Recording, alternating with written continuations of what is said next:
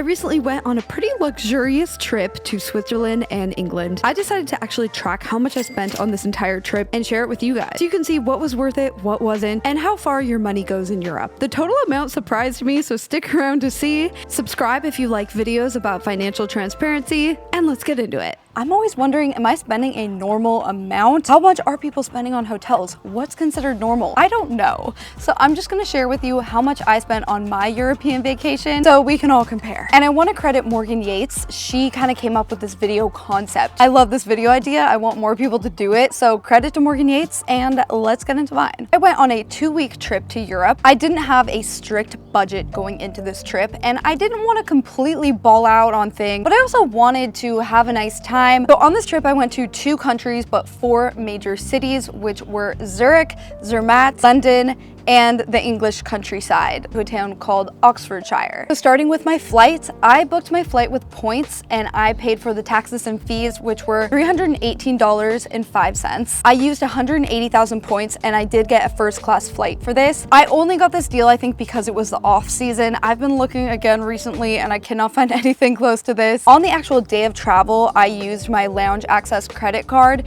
to get into the lounge and get the free food. So I ate free food for the full 16 to 18 hours of traveling. I had breakfast at the airport, lunch on the plane, I had dinner and drinks at the Connection in JFK. I had more food on the second flight. From the time I leave to the airport, I didn't pay for any food until I actually got to Switzerland. Love that. I have the Delta Reserve American Express card. The Platinum card also gets you into these lounges. I have a full video on this and I'll link the cards I like down below if you want to learn more, but that is not the point of this video. We first flew to Switzerland and took a $40 train to Zermatt. It is a 4-hour train ride, and trains in Switzerland are more pricey than other areas, so it's gonna be around $40. The price fluctuates, so you want to book this beforehand. In Zermatt, our accommodations were $806 per person. It was a group of 6 of us, so that breaks down to $134 per night per person. I would say that's pretty good for Switzerland. So our main thing in Switzerland was going skiing. Lift tickets were about $100 per day. I skied for 2 days,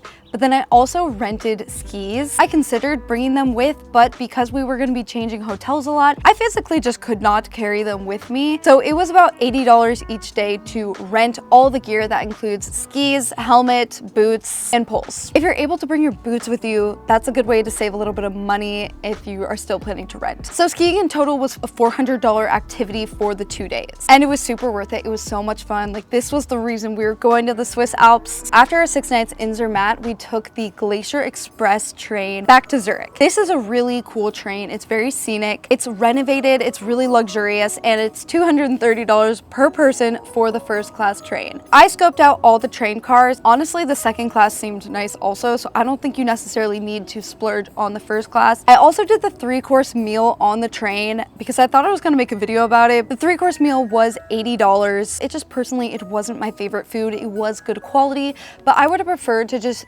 save that money, the $80, and bring my own food onto the train because you are allowed to do that. When we got to Zurich, we stayed in kind of like a budget but nice hotel. It was a Citizen M hotel. These are really great hotels if you're traveling solo or you just want something kind of inexpensive. They are very small rooms, but they're stylish, they're nice. It was $96 per person. We just split the hotel room. Food in Switzerland is expensive. I spent on average $87 per day on food. I grocery shopped, so I made my own breakfasts. I just went to the store one day, spent about $40 on groceries, got stuff for breakfast. I got my own champagne, and I also got a couple frozen pizzas. But other than that, we ate out for every meal. On the slopes, the restaurants are expensive, but they are really good quality. It was delicious.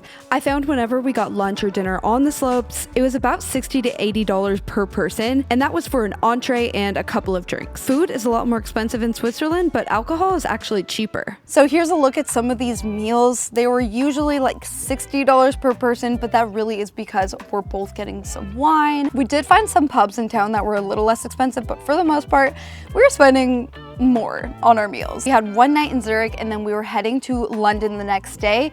We took the train to the airport, which is a fairly inexpensive way to get there. It's like $5 to $10. We flew Swiss Air from Zurich to London, mainly because it went into the major airport and you could bring an actual bag on for free. Like, I'm sorry, but EasyJet was gonna be more to fly EasyJet, which is like a more budget airline, to bring my duffel bag. Like, no. We flew Swiss Air. It was $177 for a one-way ticket from Zurich to London. I also got this charcuterie board on the flight. It ended up being $30 US, which is a lot, but it came with a glass of champagne and a little charcuterie board that you could actually keep.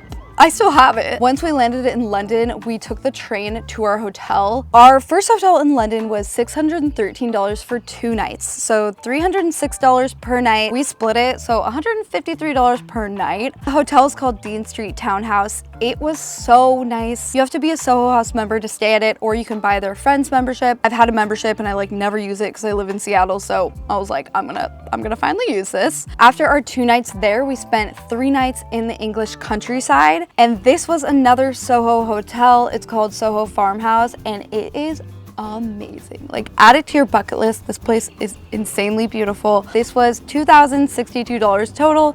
It was $686 a night, more of a splurge compared to the other hotels, but 100% worth it. Divided by the 2 of us, we were paying $343 each per night. I was more than willing to pay it because it just is an experience. It's like a wellness retreat. They have this beautiful pool, there's farm animals, there's a cinema, there's restaurants. The whole vibe of it is just immaculate. Like, I loved it. The plan was to take a train most of the way and then a 25-minute taxi. But we got to the train station. It turned out that train was not in service. So we took an Uber, which ended up being $175 total. So we split it. So we paid a little more to get there, but you probably wouldn't have to ordinarily. After our 3 nights there, we went back to London for 2 nights, stayed at Dean Street Townhouse again. This time it was $626 for 2 nights. So that's $313 per night. That breaks down to $156 per person. In my opinion, that's really good, especially for how nice these hotels are. We did do some fun activities while we were in England. At Soho Farmhouse, we did a tennis lesson for £56. It was actually a good price when you think about it because we could split it. And this was so much fun. I'm so glad that we did that. We also did a spa experience called the Lazy Lake, where you go in this hot tub bath with these salts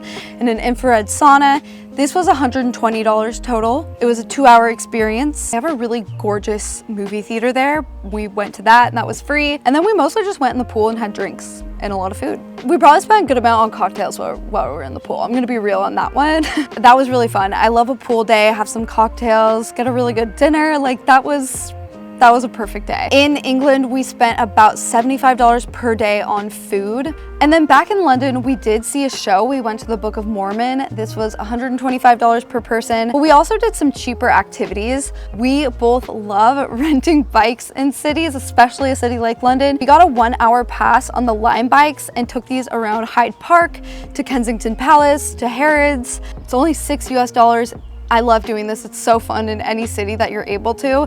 It's so cheap and just like a fun kind of active thing to do. And we also took the Uber boat. I saw this on TikTok. You could take a scenic boat and pay like $30, or you can literally get on the Uber boat. I think it's like $5 US. You can get drinks or coffee on board, and you get some pretty cool views, and it's a good way to also just get from point A to B. So we did that as well. We also did a pub crawl, which is about $35. We didn't do anything too crazy in London. We actually did more of the like less expensive activities. While we were in Europe, we didn't take any Ubers. We took only public transportation, except on the way back to the airport to the US, I took an Uber. One really fun thing I'd recommend, you can go into Harrods. They actually have a food hall in here with literally everything you can imagine. We got this pasta that was so good, fairly inexpensive. We walked over to Hyde Park and we split it and ate it there. And that was actually one of my favorite meals there, and it was probably $15 US for both of us. Like, it was not expensive and it was so delicious. The food hall in Harrods is also just really cool. Like, I would recommend going into it. You're guaranteed you're gonna find something you like there. So the totals, let's get into it. The totals I spent on flights was $495. Of course, this is mostly subsidized by me booking it mostly with points. I would recommend, if you're going to Europe, this is the time to book with points. You can usually find a really good points deal. Our total for activities was $895.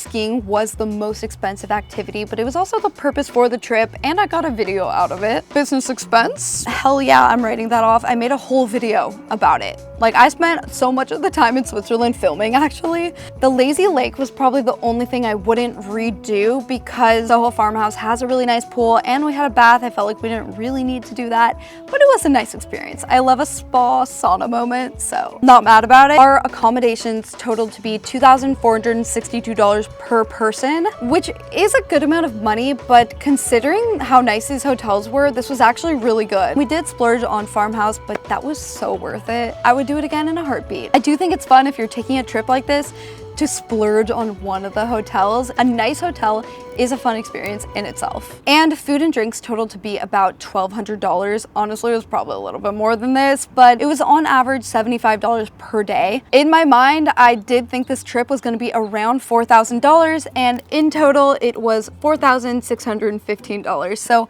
pretty close, which I think this is a good amount to spend on a luxurious trip. Like, I flew first class and our hotels were nice. All in all, this is such a realistic view of how I travel. I kind of try and budget, but I also am gonna stay in nicer hotels. I'll eat cheaper food for breakfast and lunch, but I wanna go to a nice dinner and have a couple of drinks. I have a couple takeaways from this trip, and the first is that you can save a lot by not traveling in the peak season. We were traveling at the end of March, early April, so everything was a little bit cheaper. It's not that we're even really in the off season, we just weren't in the peak season. That is something to keep in mind if you're traveling and you want a good deal on flights and hotels. If you go in the spring or even the fall, just anytime that's not the summer, you're gonna get a better deal. You can have like a more luxurious trip, but you're kind of risking it with the weather. We got lucky, but it very well could have just been like raining the whole time. And the second takeaway is that the US dollar does not go very far in Europe anymore, so that's something to keep in mind when you're booking things. The exchange rates, oof, it hurts right now if you're from the US. Oh my God. At the time that I'm editing this, for every US dollar you have, it only gets you 80 cents in the UK, 93 cents if you're paying in euros, and about 90 cents in Swiss francs. But keep in mind, everything is way more expensive in Switzerland to begin with. So that means that your money does not go as far in London. Same thing with Switzerland. If you want to go to Europe, consider going somewhere that uses the euro. Places like Spain and Portugal are also really cool and less expensive because they use the euro. The dollar still isn't as strong as the euro, but it's a less dramatic difference. Just know London and Switzerland are they're